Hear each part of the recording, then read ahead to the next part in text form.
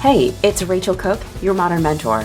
I'm the founder of Lead Above Noise, a firm specializing in helping teams and organizations create better working experiences that deliver better results.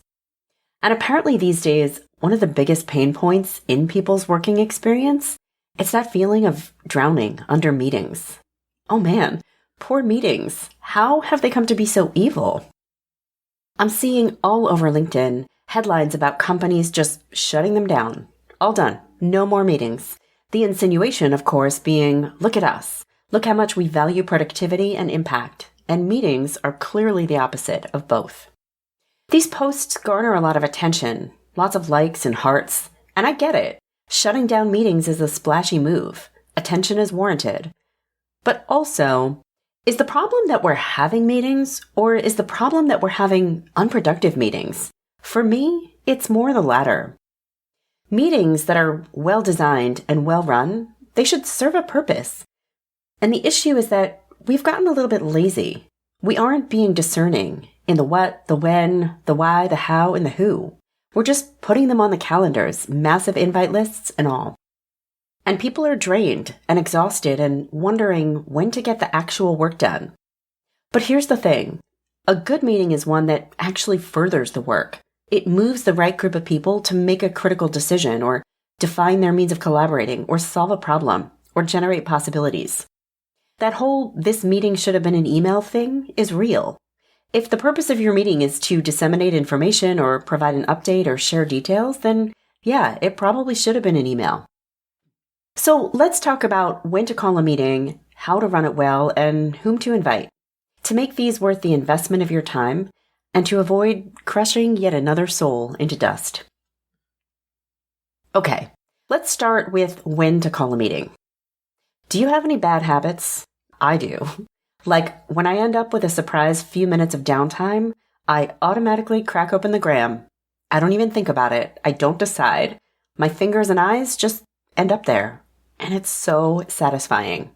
Honestly, it's a quick hit of dopamine. It's easy and it requires no thought. And even in the moment, I know there's a better choice, but I actually have to think about it to find it. And isn't social media just so much easier? In some ways, this same logic is what's happening with our meetings. I know literally 0 people who strive to overwhelm their colleagues with meetings. But the truth is, it's kind of become our default, a bad habit. Is there a big organizational announcement, an update to a project timeline, a process or policy revision? Let's call a meeting. Except don't call a meeting. Write an email. Look, a meeting, in my opinion, should be called when a critical decision needs to be made and you need to explore and discuss options. Or a highly sensitive situation has come up and you need to brainstorm ways to address it. Or a problem has arisen and you need several subject matter experts to discuss possible solutions or next steps. Or a collaborative effort is feeling not so collaborative and you need to redefine roles and responsibilities. There are plenty of other circumstances you could add to the list, but what these all have in common is the need for live dialogue, for debate, for problem resolution, for decision making. If something can be communicated in writing, then write it down and let people schedule a meeting with you if they have questions. Okay, let's talk about how to run a meeting. For me, a well-run meeting begins before the meeting. To run a meeting well, there are some key things to communicate to participants ahead of time. Some of my favorites include meeting objectives, like what are you looking to achieve or solve or explore? Letting people know this ahead of time allows them to generate their ideas and questions in advance, moving you more quickly into the meat of the discussion. What about roles? What are you looking for each person to do during the meeting? If you need someone to make a decision, they may want to do some research ahead of time. If you need someone to contribute ideas or expertise to a situation, then let them do some brainstorming in advance. We can communicate norms, like what should people be ready for? Will this meeting be heavier on talking or listening, on exploring or deciding?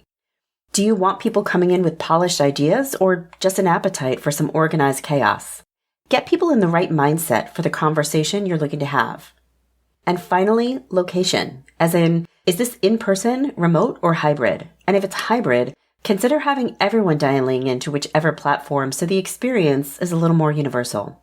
When you start with solid prep and everyone knows what they're there to do, you're set up for a better conversation.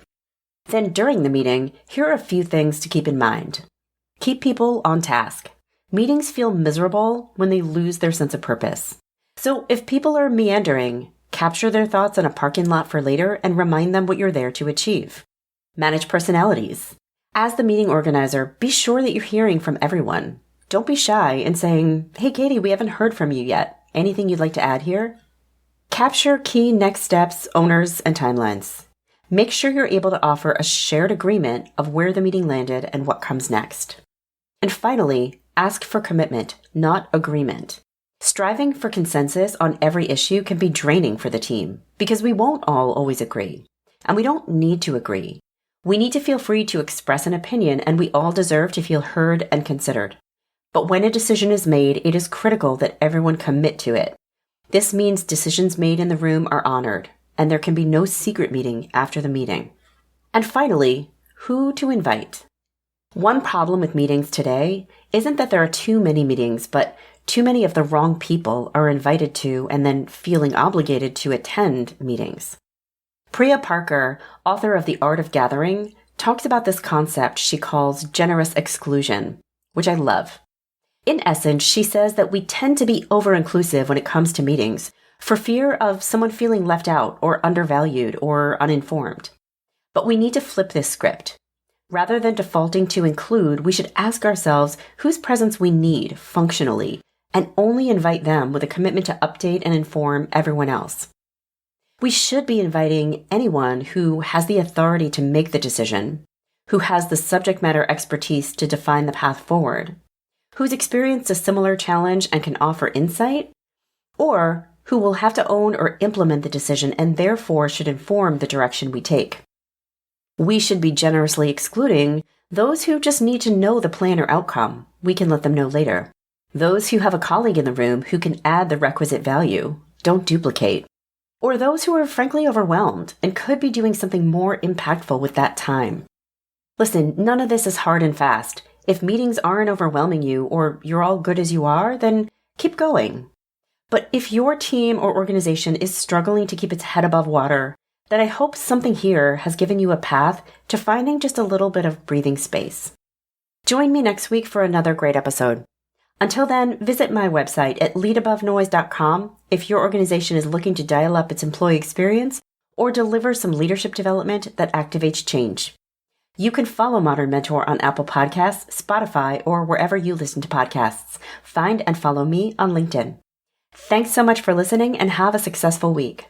Modern Mentor is a quick and dirty tips podcast. It's audio engineered by Dan Farabend with script editing by Adam Cecil. Our podcast and advertising operations specialist is Morgan Christensen.